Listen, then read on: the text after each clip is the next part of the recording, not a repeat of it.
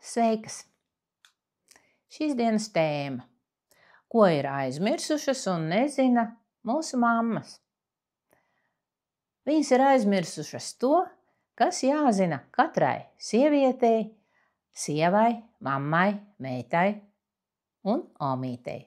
Kas tas ir? Zināšanas.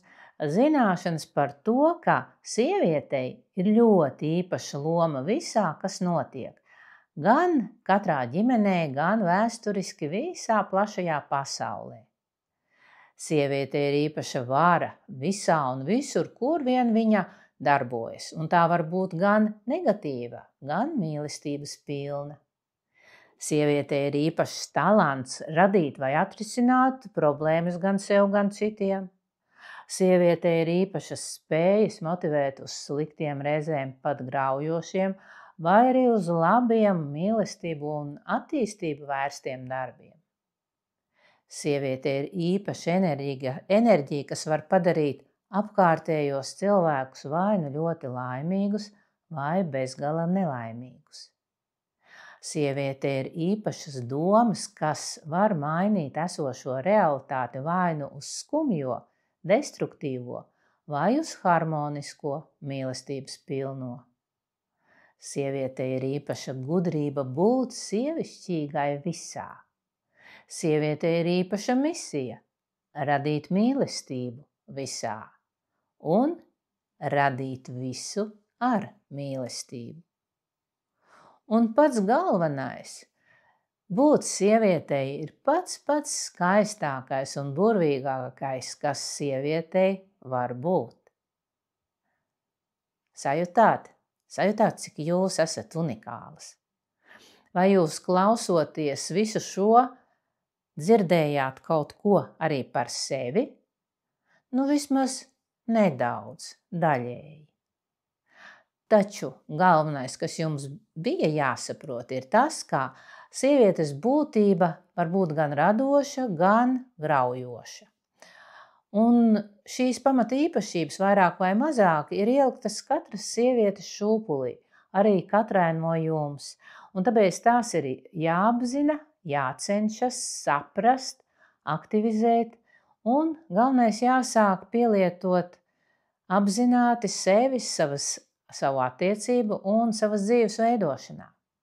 Un tieši tam ir domāts šis kurs.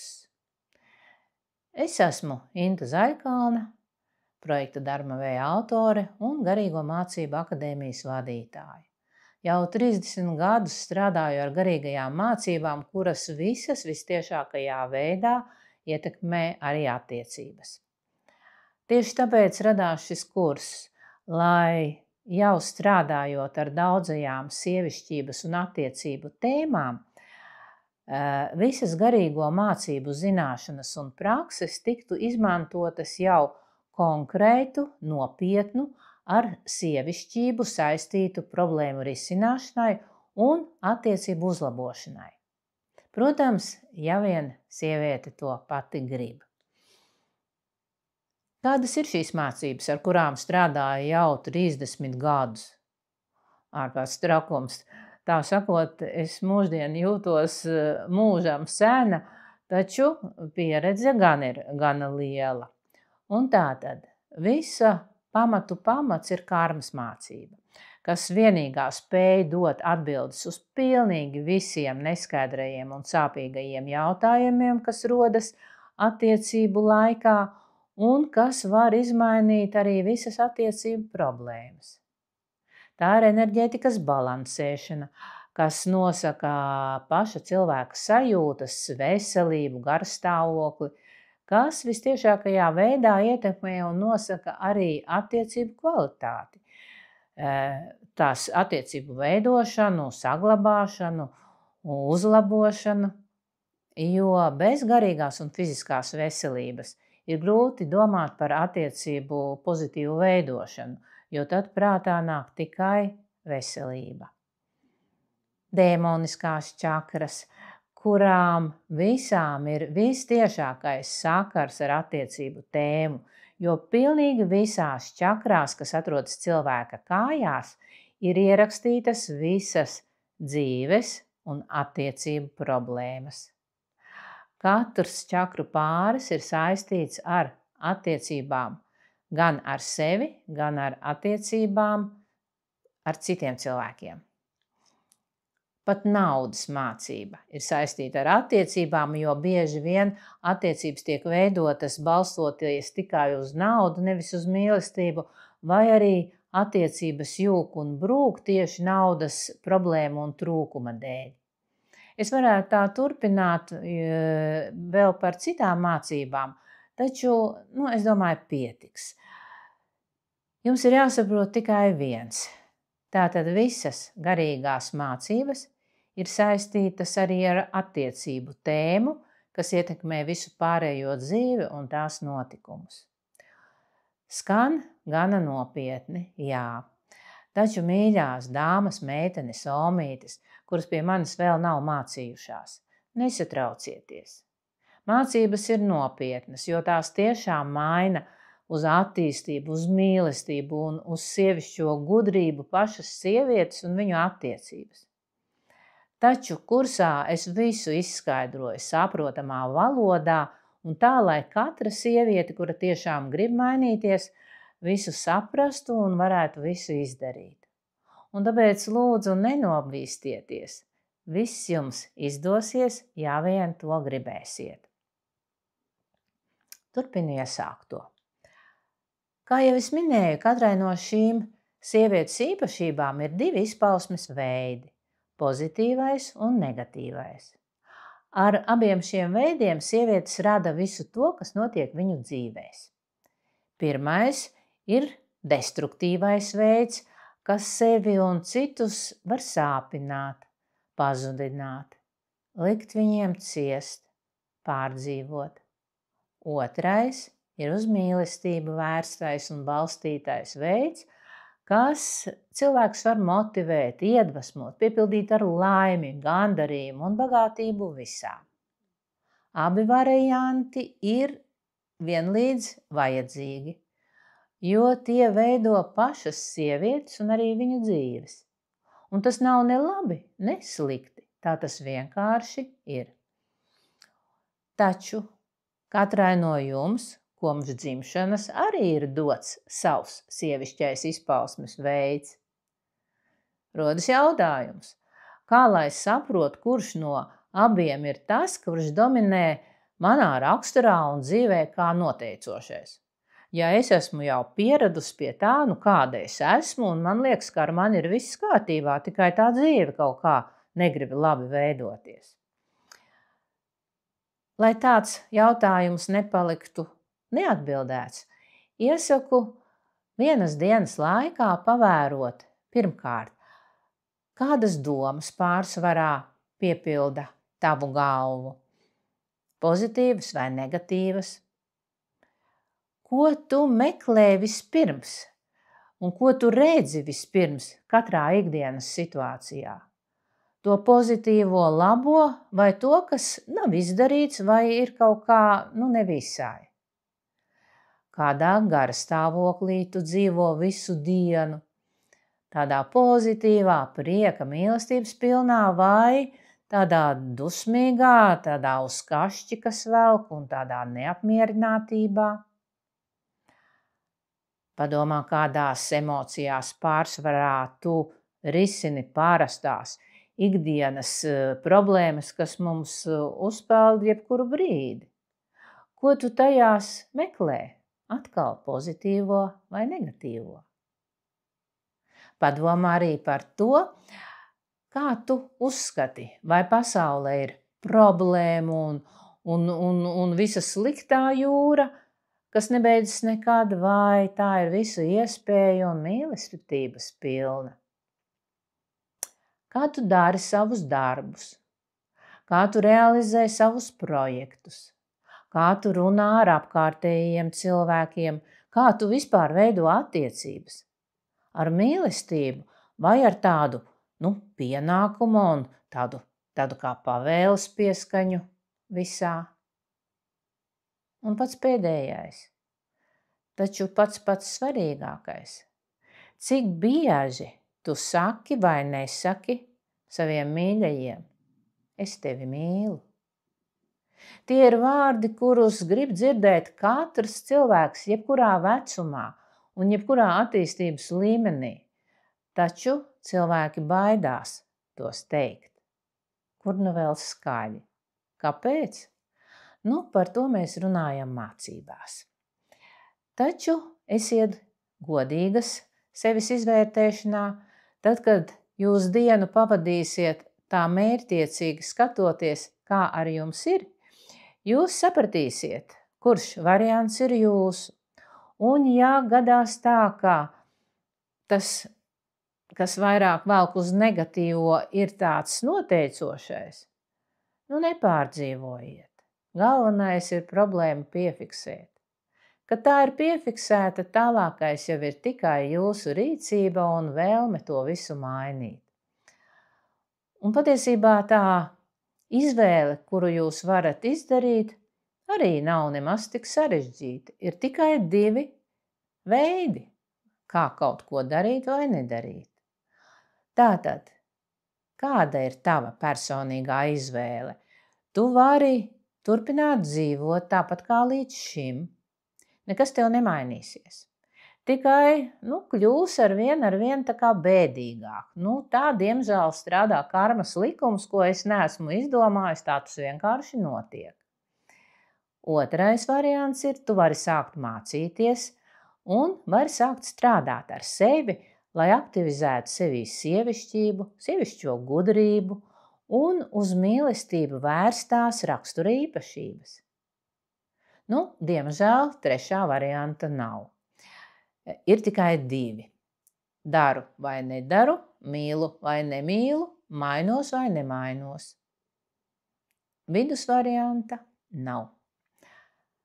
Tātad paskatieties, izvērtējiet, jau būs ieguvums jūsu attīstībā. Tagad nedaudz par pašu kursu. Jūs noteikti zinat, ir tāds teiciens. Aiz katra veiksmīga vīrieša stāv sievišķīgi gudra sieviete. Tāpēc katrai no jums ir jāsaprot, cik ļoti daudz ir atkarīgs no sievietes. Arī konkrēti no jums.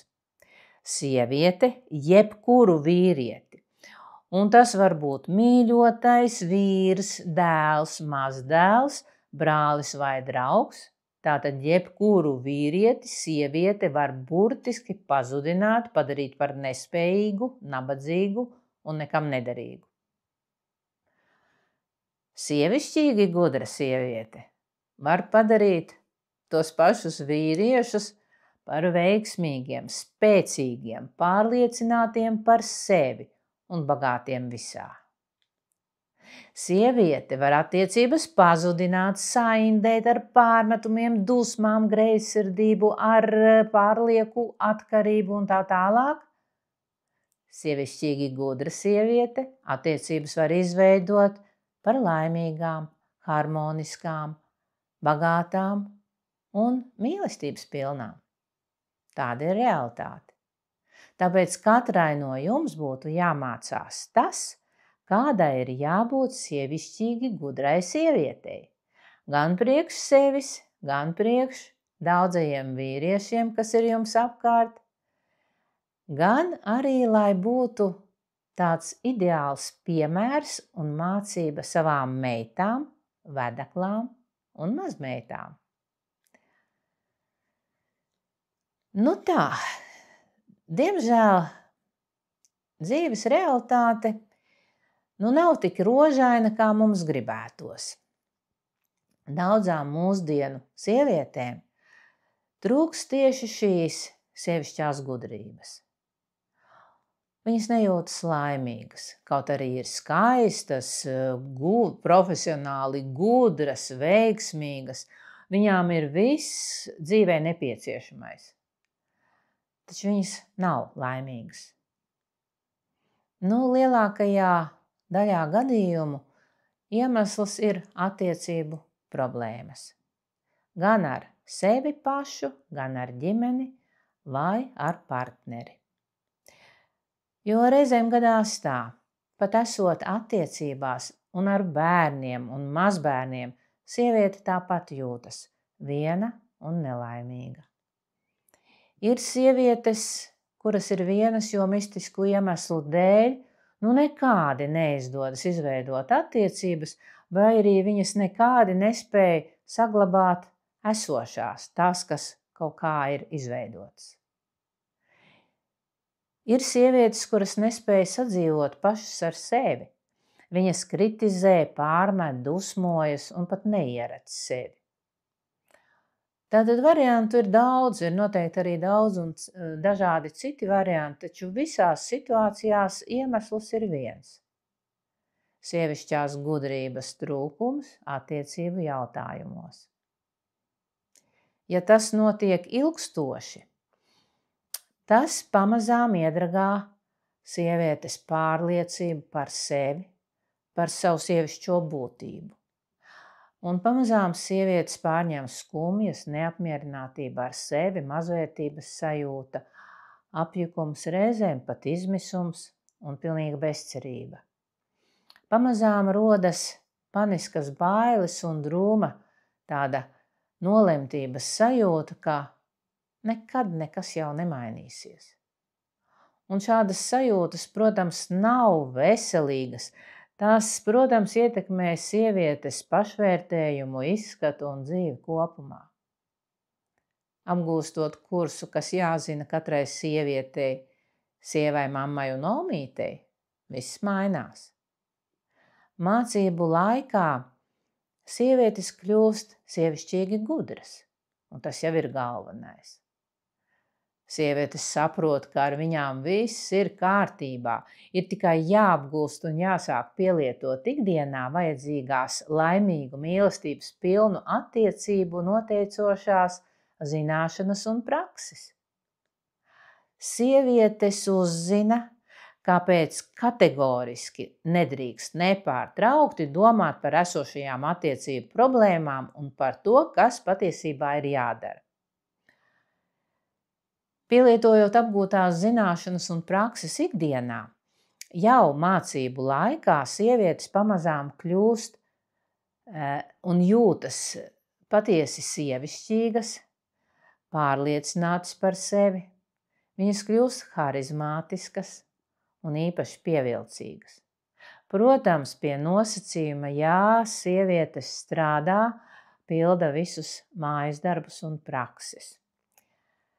Jau mācību laikā atvērtā sievišķība un izmaiņas izskatā, gaitā, līdzīgi kā magnēts pievelk vīriešu skatienus, interesi un vēlmi atrasties tuvumā šādām sievietēm. Un pamazām pats galvenais katrā sievietē, kas mācās un dara visu nepieciešamo, rodas pārliecība par to, ka viņas tiešām var visu mainīt. Visu. Tikai ir jāsāk strādāt ar sevi. Mērķtiecīgi, apzināti, ar prieku un ar mīlestību. Tātad jāattīsta savas garīgās spējas, kas ir pamatā visam. Arī attiecībām, arī mīlestībai. Kādas būs nodarbību tēmas? To ir daudz. Visas ir svarīgas zināt un saprast. Nosaukšu tikai dažas tā ieskatām. Pilno sarakstu jūs varat atrast manā mājaslapā, kur drīzumā es ielikšu arī nodarbību sarakstu. Tātad, radošums. Radošums laimīgu, harmonisku, neprātīgu, aizrautīgu un galvenais noturīgu attiecību izveidošanas un saglabāšanas pamats. Radošums vispār ir pamatā visai cilvēka dzīvei. Cik radošs ir cilvēks un īpaši cik radoša ir sieviete, tik interesanta un prieka, laimes un dažādu patīkamu notikumu pilna ir viņas dzīve un viņas attiecības. Nākamā tēma. Ko īsti nozīmē mīlēt sevi? Kāpēc tas ir pats svarīgākais laimīgām attiecībām? Nevis mīlēt to otru, bet mīlēt sevi. Tikai sevi. Nākamā tēma – pārliecības. Pārliecības, zemapziņas programmas un karma. Uzzināsiet, kā visas šīs nopietnās lietas ietekmē, reizēm bloķē, reizēm rada problēmas attiecībās, un galvenais uzzināsiet, ko var darīt šādā situācijā. Nākamā tēma – tavs vīrietis, tavs spogulis, tava iespēja mainīties un mainīt attiecību kvalitāti. Rozā brilles attiecībās, kas ir visu problēmu sākums. Protams, šeit ir arī dažādas ego spēlītes, kas burtiskā veidā iznīcina visskaistākās attiecības, un īpaši tajā brīdī, kad cilvēki ir tajā laimes kulminācijā, viņi ir sagājuši kopā un ir pirmās šīs laimīgu attiecību laulību pirmās dienas, pirmie mēneši. Tad rozā brilles izdara savu melno darbu. Nākamā tēma – kā sievietes mīlot un nesautīgi palīdzot visā, savus vīriešus padara burtiski nelaimīgus un iedzen viņus problēmās un mazvērtības kompleksos, un viņi vispār negrib neko vairs darīt. Nākamā tēma – kas ir dvēseles draugs, dievišķais partneris, dvēseles radinieks, karmiskais vīrietis? Kas tas viss ir? Un kuru tad no šiem visiem vajadzētu man, ja es neko nesaprotu, kurš ir kurš? Un patiesībā tā arī ir ļoti liela attiecība problēma, kā sievietes apprecās nezinot šīs lietas. Un tāpēc nevar saprast, kāpēc ar vīru ir tikai radniecīgas tādas draudzīgas attiecības, bet nav kaislis, nav seksualitātes, nav to taureņu pakrūtē. Tātad viss tas ir jāzina un jāsaprot. Nākamā tēma, kas patiesībā ir ļoti daudzu attiecību izjukšanas iemesls. Kastu likums. Kastu likums un mūsdienu attiecības un laulība un problēmas un to risināšana. Kastu likums nosaka visu to, kas notiek mūsu ģimenē, un ja mēs nesaprotam, kas ir partneris, kas viņš ir pēc savas būtības, tad rodas problēmas. Šī tēma ir jāzina īpaši tām jaunajām sievietēm, kuras grib izveidot attiecības, jo nezinot kastu likumu, nesaprotot, kādas ir pazīmes, viņas kā likums iekrīt uz tiem skaistajiem, glītajiem, it kā sliktajiem puišiem, kas patiesībā nekad arī nemainīsies. Tāpēc kastu likums ir jāzina ļoti, ļoti pamatīgi. Nākamā tēma. Ja tu esi palikusi viena kaut kādu iemeslu dēļ, un tu gribi izveidot attiecības, bet tu esi tādās jaunības domu emocijās, un rezultātā ir vīrietis, ir šī kaut kāda saikne, bet attiecības neizveidojas. Kāpēc? Kas ir jādara tiem cilvēkiem, kuriem ir bijusi nevisai patīkama attiecību pieredze, bet viņi grib dzīvot tālāk un veidot jaunas attiecības? Nākamā tēma – pieķeršanās un bailes. Šīs divas emocijas ir tās, kuras izjauc jebkuras attiecības, kuras nav veidotas gudri, ar prātu, ar mīlestību, ar sapratni, ar zināšanām. Nākamā tēma, kas ir tikpat svarīga, ko īsti tas vīrietis gaida no sievietes? Vīriešu un sieviešu domāšanas, uzskatu un uzvedības atšķirības. Ja sieviete nesaprot, kas svarīgs ir vīrietim, ko viņš gaida no savas mīļotās, viņa kā likums izdara tieši pretējo un nesaprot, kāpēc nekas neizdodas. Tāpēc, ka pamatos sieviete ir izdarījusi visu aģgārni. Nākamā tēma. Ko nozīmē dzīvot ar sirdi? kā sieva ietekmē vīra raksturu, kā iepazīties ar vīrieti, nevis viņu aizbaidīt. Jo ļoti bieži gadās tā, ka sieviete kādā pasākumā iepazīstas ar simpātisku, viņai tīkamu vīrieti, un abiem ir labas sarunas, kas ilgst varbūt pusstundu, varbūt pat stundu, un sievietei jau liekas, kā ir, beidzot viņa ir satikusi īsto. Taču tad pēkšņi vīrietis pasaka paldies par sarunu, pagriežās un dodas aprunāties ar citu. Un sieviete nesaprot, kas noticis, kāpēc, jo bija taču tik labi un viss tā veidojās. Tātad arī šīs lietas jāzina, kā solīti pa solītim veidot šādas satikšanās, lai tām būtu nākotne un perspektīva. Ja to nezina, tad ir standarta situācija. Abi pašķirās, bet sarunas ir bijušas ļoti labas. Un pats galvenais tēma, kas ir jāzina katrā dzīves situācijā, katru dienu, un ne tikai ar mīļoto cilvēku, bet ar visiem vīriešiem, priekšniekiem, ar bērniem, ar dēliem, ar draugiem. Ko darīt, lai tavs vīrietis tevi dievina, mīl, lolo, aizsargā un iekāro vienmēr? Protams, priekšniekam, dēlam un draugam nevajag, lai viņš tevi mīl un dievina. To vajag tam īstajam, vienīgajam. Taču apgūstot šo praksi, ticiet man, jūs jutīsieties kā sievietes jebkurā dzīves situācijā, jebkurā pasaules vietā, arī tad, kad jūs nesapratīsiet valodu, jūs panāksiet visu un vīrieši izdarīs jums visu, nolasīs burtiski no jūsu lūpām, no jūsu skatiena, ko jūs gribat, un izdarīs. Protams, ir vēl daudzas citas, tikpat svarīgas tēmas, kas jāzina katrai sievišķīgi gudrai sievietei.